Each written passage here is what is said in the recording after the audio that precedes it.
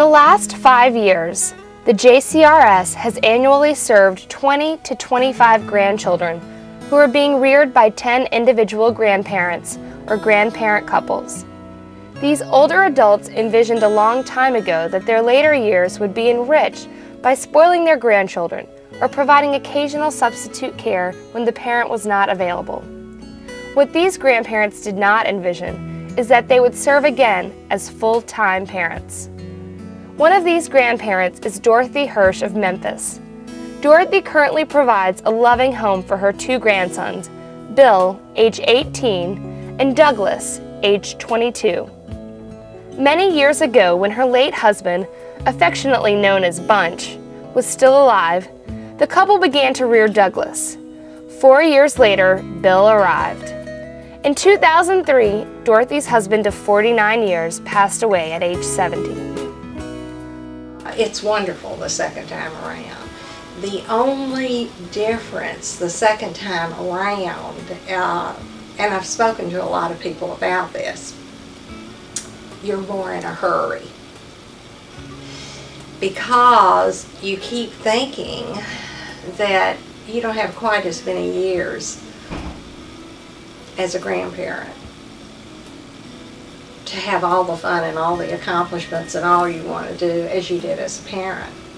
So I think that when you come into this situation as a grandparent, you're more in a hurry. And so I'm kind of in a hurry all the time. All grandparents will tell you of their love and devotion to a grandchild whose arrival and care was certainly not anticipated. All grandchildren arrive with individual needs and questions. Each grandparent forges ahead with new or different challenges and solutions which weren't necessarily available when each reared children the first time, which could be 30, 40, or 50 years earlier. When Bill arrived at age 15, he had only received 2 years of formal schooling. Quickly, Ms. Hirsch enrolled him in Concord School, a remedial educational setting in Memphis where he rapidly blossomed, both intellectually and socially. Bill has really grown and he's blossomed at Concord, and he has developed beautifully academically. He's been highest honors. He did advanced placement on the Tennessee Assessments Test. He did very, very well on the ACT. And it's just a wonderful place because he, not only academically, but socially, he has grown so much. And of course that was a very, very important area for him. And he has certainly made strides in all those areas. But you know, I don't think anyone really knows their destiny in life. And when I found out that I was going to meet the challenges of parenthood again, quite frankly, I was frightened and I did not know where to begin or which direction to really go in. And what the Jewish Children's Regional Service did for me and did for Bill and Douglas was they really gave me the path. They gave me the Concord Academy path. And that has made all of the difference. And for that, I will be forever grateful. Within 8 months of Bill's arrival, he was an A student and the prom king. In 2004, Bill was recognized by the Memphis Beat the Odds Foundation for his achievements. When he graduates high school in May of 2005, he will have reached this milestone with only 6 years of formal education.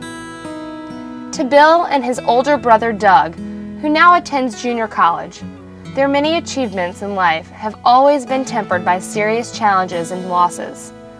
In 2001, their mother died, and in 2003, their grandfather, who had been rearing them, also passed away.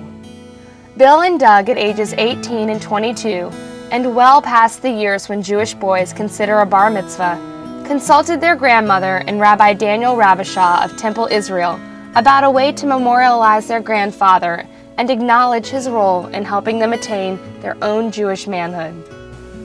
Tell me what you might think about why it's important, what it's meant. Well, what originally started was, in our family, we never got bar mitzvah after a certain point, so I just thought about it after Bunch died, whether or not he got bar mitzvah and whether or not to continue the tradition. So, Douglas, why do you think you've really taken the time to do this? You've been really busy lately, and I know it's been hard, but you've really stuck with it, my prodding aside. Yeah, it's something that means something to me. I mean, the reason it's a part of my background. It's a part of the tradition of our religion to go through bar mitzvah at a certain age, and I was actually really disappointed when I did not get to go through that tradition at that point. And Bill came to me probably about six months ago and said that, you know, he wanted to go through with this, and he wanted to do it together, and I was like, let's do it. Yeah. So, I mean, that's really the reasoning behind behind my decision to do it, even though with all the heartache and pushing and you know, everything involved in doing it, even up to this point, you know, it's just something that I decided that I was going to do no matter what anyone else says, whether I should do it or not or anything, and I'm going to go through with it. So in a way, this is really a way to kind of carry on his legacy, yeah, even though you really didn't have to. Yeah. Yeah? Have you enjoyed the process? Yes. What have you enjoyed about it? Learning how to read Hebrew. Yeah. You certainly were one of my better students, I gotta be honest with you. Oh, thank you. On the weekend of May 14th to 15th, 2004, Temple Israel of Memphis hosted a B'nai Mitzvah for William Hirsch and Douglas Hirsch Jr. While the sun shone that day over Memphis, the sanctuary of Temple Israel was flooded with tears of pride and joy. Va'et mitzvotai tishmaru va'asitem otam, v'natati gishmechem ba'itam, v'natana ha'aretz, ufaniti alachem, v'hifreti etchem, v'hirbeti etchem, v'hakimoti et briti etchem.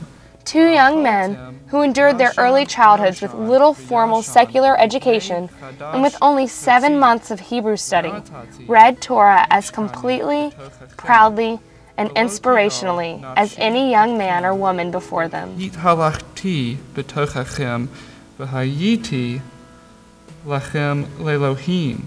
Life is not measured by the number of breaths we take, but it's measured by the moments that take our breath away. And the way I felt at that B'nai Mitzvah that day was that it was truly a moment for me that had taken my breath away.